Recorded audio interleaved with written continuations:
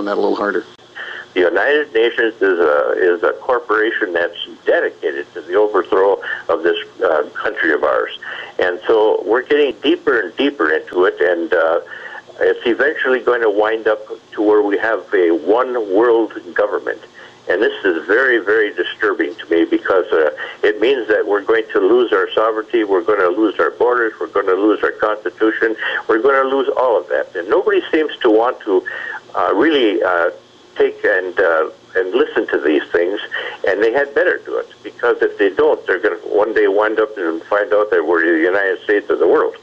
And if of all of the things that I would be working against would be trying to maintain the sovereignty of this country, and it's under serious attack right now.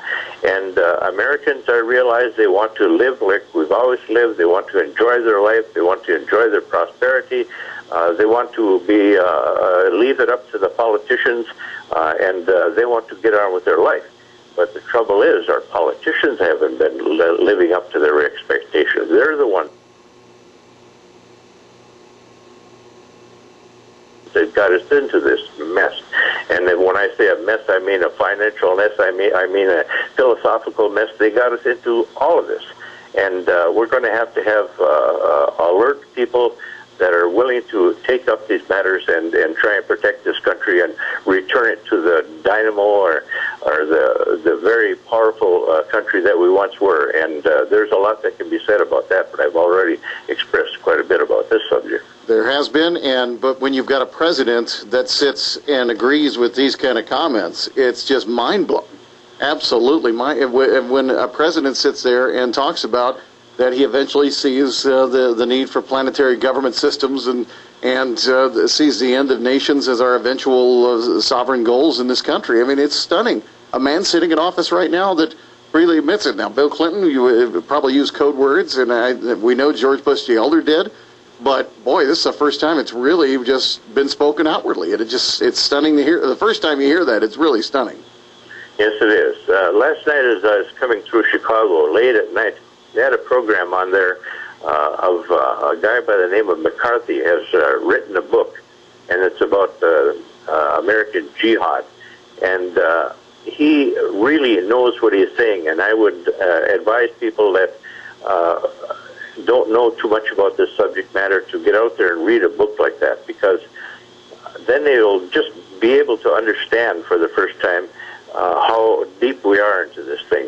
The communist philosophy and the socialist philosophy are contrary to American traditions, and it's contrary to everything that we've stood for. And we must do everything we possibly can to maintain this country and to stop things that, for example, in Arizona down there, here we are, we've got a president that's supposed to be protecting this state, and what he's doing is making it more difficult for them by filing lawsuits against them.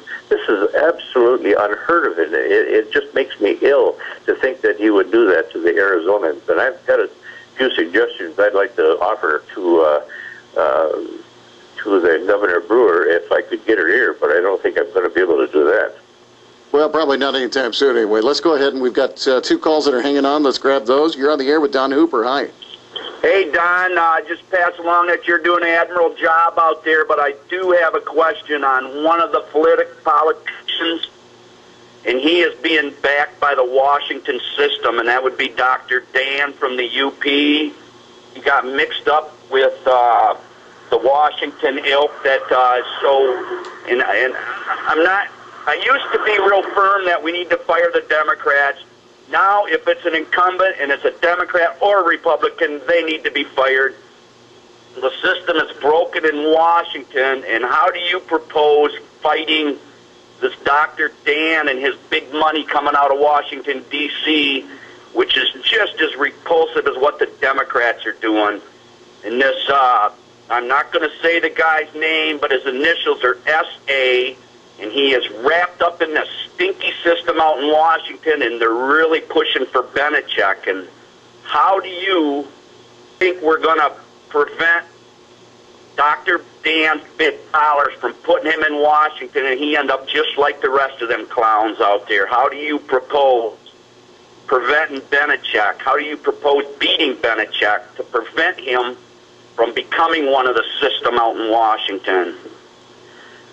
The only power that I've got, the most powerful thing that I've got, is what we're doing right now. I'm going to have to ask you to turn your radio down and listen on the phone because it's feeding back, if you would, please. Go ahead, Don. Sorry. Don, go ahead. Okay. The exposure that I'm getting right now is the only power that I've got to be able to beat these people, because I don't have the money to get the signs out there to pay for the ads on the television that are going to get more and more frequent as time goes on. In the next several weeks, that's all you're going to hear. As far as Belichick is concerned, he's a nice enough guy, and he is intelligent, but he doesn't have the drive. He doesn't really have the understanding of what he's getting into. Now, as a doctor, I'm sure that he knows more about cutting out somebody's gizzards than what I do. But at the same time, when it comes to politics, he's at a loss. And the only way that I can combat him is to get more exposure by having debates, for one thing. And, Greg, I know that you're bringing up a debate here pretty soon. Yep, 2 to 4 p.m. on July 19th will be a debate at Boyne Falls High School. Yes. And that'll be broadcast live on the radio, and you can attend in person as well.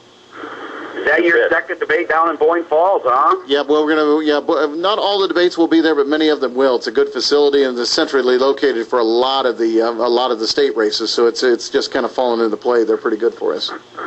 But if Don could keep trying to expose what this Belichick is he's big government, he's being backed by big government people out of Washington, and he's got big dollars coming in, and it just don't seem right to me. It seems stinky a little bit. And Don, I hope wish you all the luck for fighting him, because he's the main guy, it sounds like to me, that's gotten sucked into that system out there in Washington, and it ain't going to help Michigan, not even a little bit.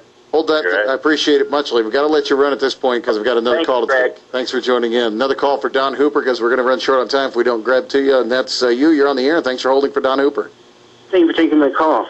I just wanted to basically agree with the last two callers. And I do have a question. I received the brochure. I wasn't able to attend the Tea Party, but a friend of mine actually gave me the brochure that he had passed out.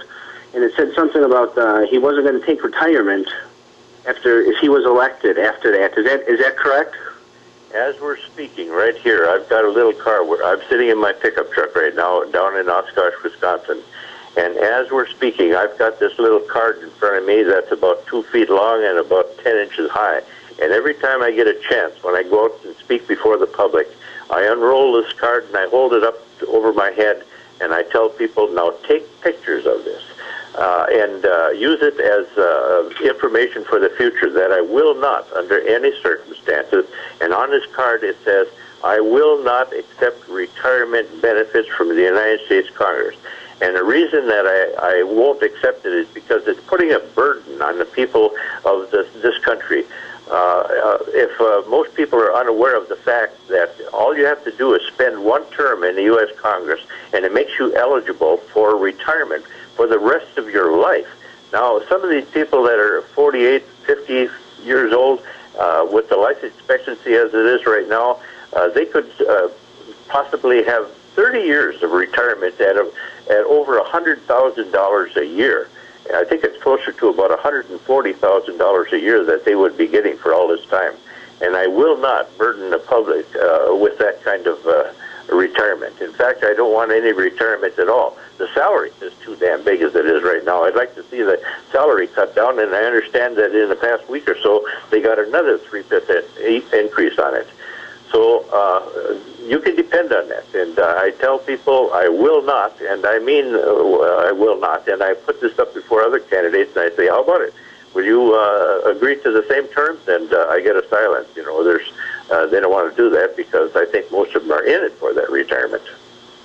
I could definitely agree with that. I wouldn't understand why you wouldn't. It seems like he's kind of enough to run. Good points. Don, go ahead. I'm sorry. I've never been to a doctor in my life. I'm a very healthy guy. I did have a finger cut off one time, my index finger on my left-hand side, and I had to have that repaired because that's my Obama finger, and I use it at all of the meetings that I go to. So other than that, I expect to work for the rest of my life, and I like work. And so I'm not going to take a retirement at the expense of the American public. No way. Okay. Well, Don, I wish you very good luck, and God bless you, and I hope that you do end up winning, because, you know, we really need change, and we don't need Obama's change, I'll tell you that. Yeah, if that's how the change has to come, you can keep the change. No kidding, right? You can keep the hope, too. Yeah, there you go. Thanks for the call.